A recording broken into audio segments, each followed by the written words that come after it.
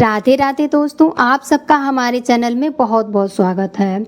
दोस्तों, आज की वीडियो में मैं आपको गोपाष्टमी की बहुत ही सरल पूजा विधि बताने वाली हूँ।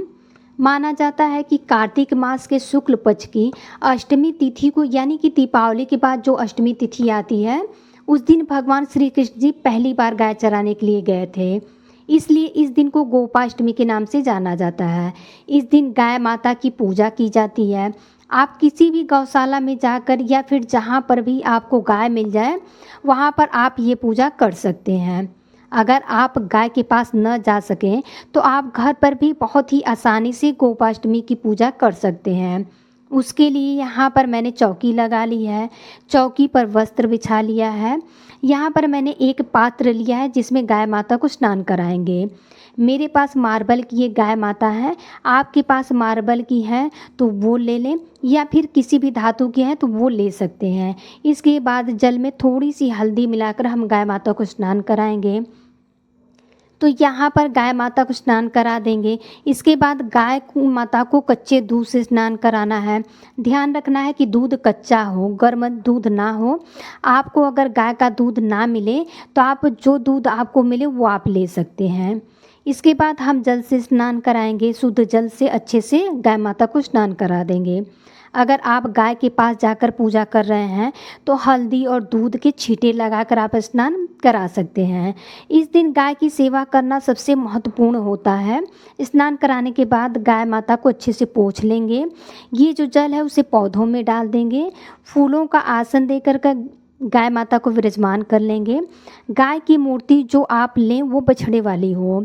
इसके बाद छोटे से लड्डू गोपाल जी को विराजमान कर लेंगे। गाय के साथ साथ आज के दिन भगवान श्री कृष्ण जी की पूजा जरूर करना है। आपके पास कृष्ण भगवान की जो स्वरूप हो, फोटो मूर्ति जो भी हो, आप उसे विराजमान कर सकते हैं और उनकी पूजा कर सकते हैं। अब हम जल के छींटे लगाकर शुद्धिकरण कर लेंगे। लड्डू गोपाल जी को स्नान मैंने पहले ही करा दिया है, अच्छे से श्रृंगार कर दिया है, सुंदर सा वस्त्र पहना दिया है। उसके बाद हम दीपक जलाएंगे। दीपक देसी घी का जलाना है। लड्डू गोपाल जी को हमने सुंदर सा वस्त्र पहना ही दिया है। अब हम गौ माता को चुनरी उड़ा देंगे। साथ ही में गौ माता को वस्त्र और श्रृंगार का सामान जरूर दान करें। इस दिन आप गौ माता के लिए साड़ी या सूट श्रृंगार का सामान जरूर रखें दान करने के लिए। गोपाष्टमी के दिन गौ माता को मेहंदी की छापे लगाए जाते हैं। छापे लगाना बहुत ही शुभ माना जाता है। आप चाहें तो पाउडर वाली मेहंदी घोलकर छापे लगा सकते हैं, या फिर कीप वाली ये जो आती है मेहंदी, उससे भी आप छापे लगा सकते हैं। इस तरह से 2, 4, 6 जितने चाहें आप छापे गौ माता को लगा सकते हैं। इस तरह से हम छापे गौ माता को लगा देंगे, श्रृंगार का सामान समर्पित कर देंगे। अब गौ माता को कृष्ण भगवान को रोली से फिर चंदन से तिलक कर देंगे। अगर आपके पास चंदन ना हो तो हल्दी से हम सबको तिलक कर देंगे। फिर हम लड्डू गोपाल जी को, गौ माता को फूल समर्पित कर देंगे। फूलों की माला है तो वो समर्पित कर देंगे। अगर फूल नहीं है तो बिना फूल के भी हम पूजा कर सकते हैं। आज के दिन भोग में आटे से बनी हुई कोई भी चीज़ गोपाष्टमी के दिन समर्पित करते हैं।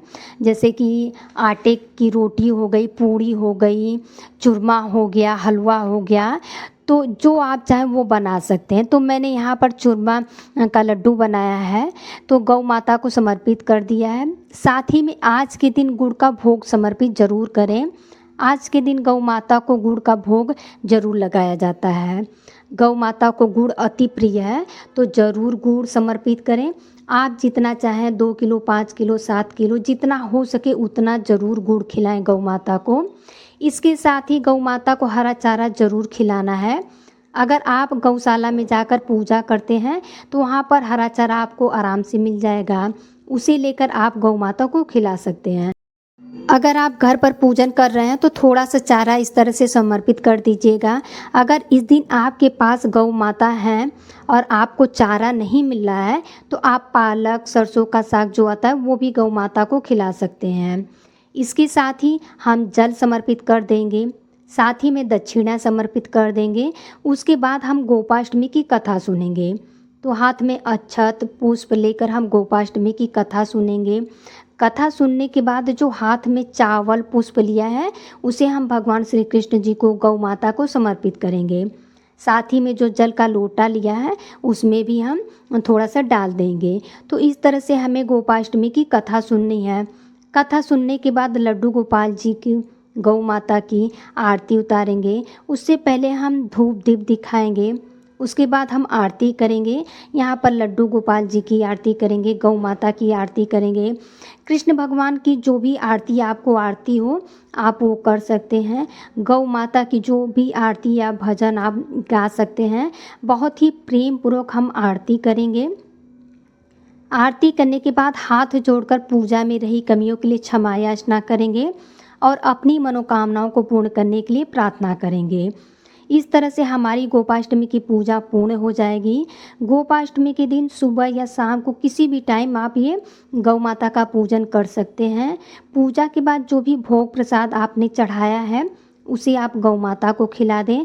अगर गौ माता आपके पास नहीं है तो आप कन्याओं में भी प्रसाद बांट सकते हैं। इसके साथ ही ये जो जल का लोटा है इसे हम सूर्य देवता को या चंद्रमा को अर्घ दे देंगे। अगर आप सुबह पूजा करते हैं तो सूर्य देवता को अर्घ दे दें और शाम को करते हैं तो चंद्रमा को अर्घ दे दें।